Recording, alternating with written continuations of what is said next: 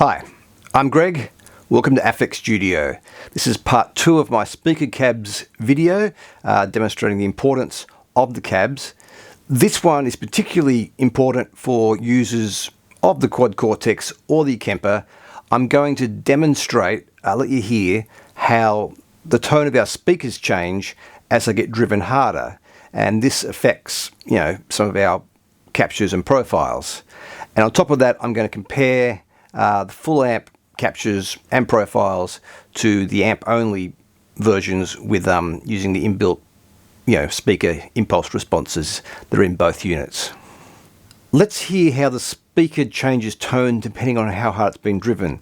So I'm going to use the Kemper for this. With their merge profiles, makes it very easy to swap the cab and hear what's happening. The merge profiles are designed for live use, where you take a full profile of the amp and speaker, as well as a profile that's just the amp before the speaker, and then you combine the two, and I don't quite know how they make it work, but it does, and they do sound the same, but it means that the amp only profile can go out to a live cab for monitoring yourself on performance, and then the full profile with the the profiled speaker cab goes to front of house for the audience to hear.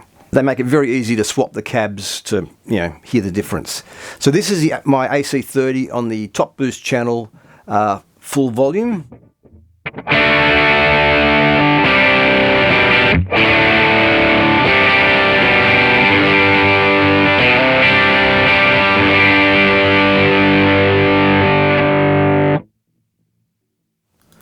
Now I've swapped the cab to one that I made when I did the clean profile of the amp. So the only thing that's changed is how hard the speakers were driven when I did this.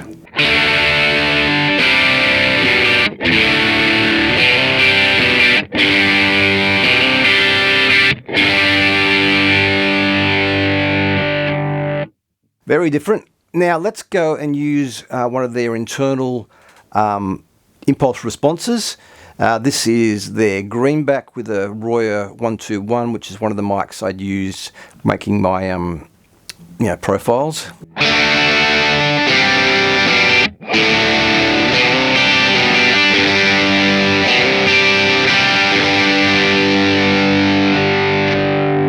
Now they do make a high gain profile that's included with it. This is supposed to be a creamback 212. No, sorry, this is the 112. Also with the, I don't mention the mic, the 121. Anyway, this is a creamback high gain.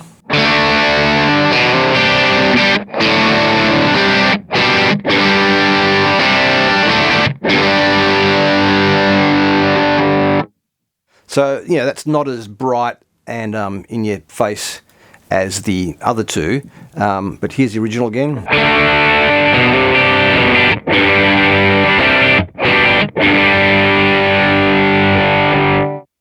So now let's try the opposite. This is a clean profile of my AC30, done at the same time, except this was with the bridge channel, so it's fatter, warmer sound.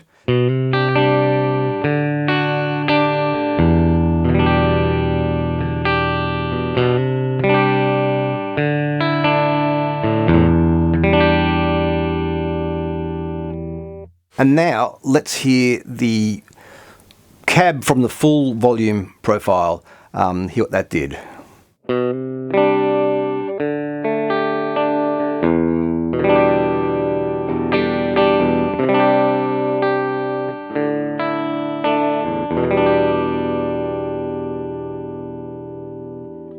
So you can hear how the top and bottom ends up being reproduced when it was driven hard. You're getting a lot more mid-range out of it. Now here is a impulse response. This is their creamback Celestian using a R121 mic again.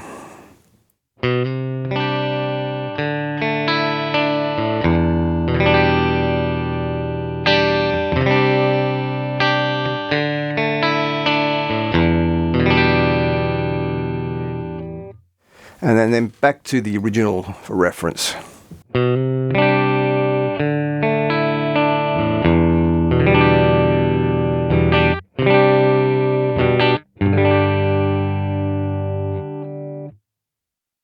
So you can hear that the impulse responses the Kemper have included have basically not been made with the speaker being driven hard. They work pretty well for a clean sound, but when you're cranking it, certainly for a vintage type sound, they don't really work that well. I suspect for more modern type metal sounds with preamp distortion and not driving the power amp as hard, that they're probably more satisfactory, but I still prefer the personality and the extra dimension of the full profile. Alright, let's move over to the Quad Cortex and see what it's doing. Now I can't do the cab comparison with the ones I've done on this because it's not an option at this point. I guess probably never will be. It does seem that the Quad Cortex makers expect you to use their impulse responses, because I don't think any of the included captures actually have a speaker as part of that. They've got them all as the blocks, the amp, the cab, and obviously the effects, which, you know, that's a different way of doing it. So let's hear how it sounds. So this is the same Bassman that I profiled in the previous video where I did a quick comparison of the 3 amps through the quad. I decided to use the Bassman, so it's a Bassman into my Marshall quad, and then with just a single 421 on it.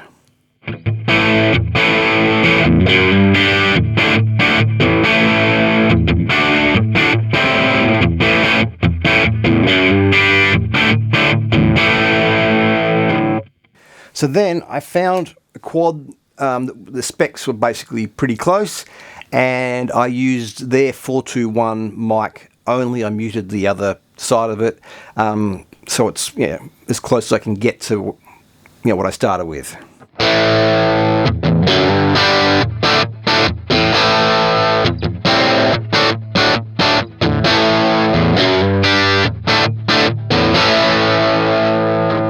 Now back to the original of mine.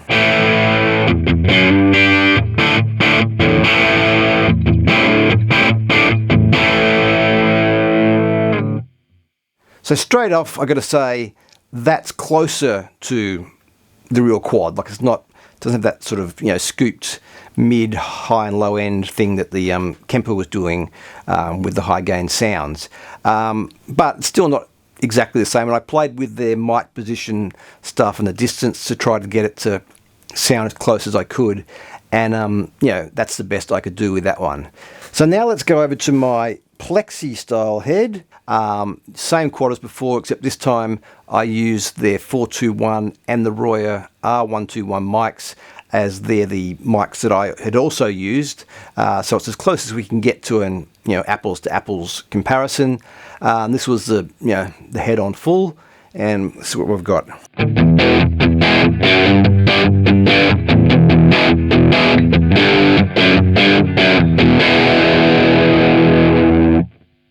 Okay, over to my amp and their cab.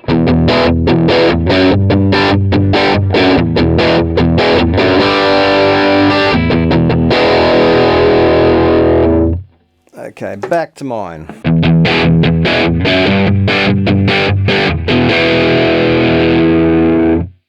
Now once again I moved their mic positions to try to get it to sound as close as I could, and that's the best I could get it to sound. Now I'm just curious to see what happens if I just try a different quad with and just leave their default settings on it, you know, because presumably their default settings are what they've decided, you know, best represent what they did.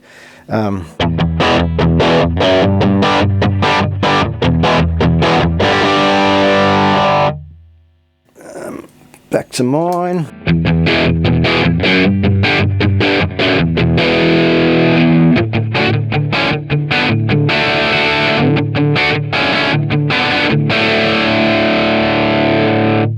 Back to their cab.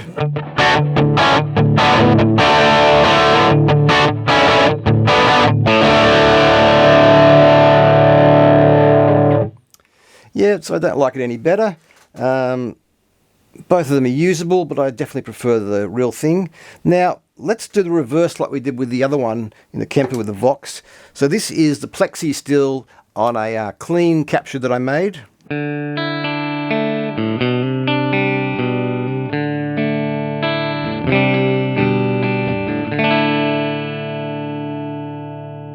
And once again, swapping over to the quad, and I use the same mics.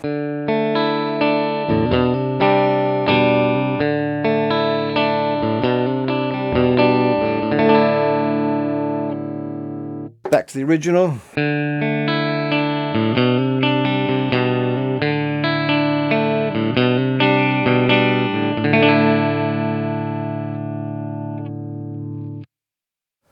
Okay, so definitely darker. The Quad Cortex, speakers sound like they were designed to be, used with higher gain sounds going through them, so they're rounding off the top end a lot more. Even when I tried putting the mics, dead center on the cone for the clean thing, it just didn't sound the same.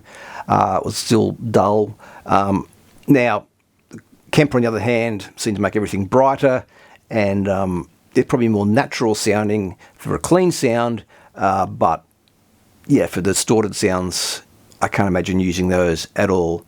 But then I can't imagine using the Quad Cortex ones either. They just sound flat and dull and a bit cardboardy. Yes, I know speakers are made of cardboard, but yeah, they just haven't got the life. They've got the energy and the life that that the real cabs have. Now, no criticism of anybody who's using impulse responses with your Kemper or your Quad Cortex.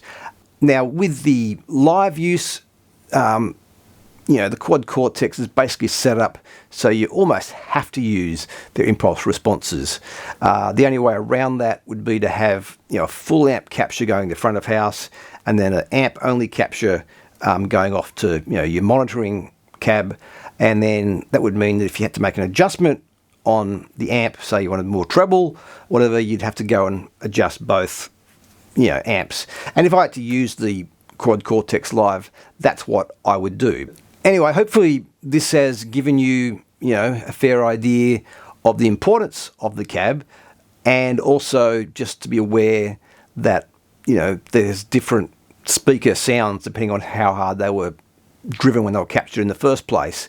And this is why I make profiles and captures of the amp at different gain levels, because unlike in the real world where you can just turn the gain up and down and the sound automatically works because it's real world, neither unit, as good as they both are, completely captures a dynamic tone change as you vary the amount of drive going into the cabs.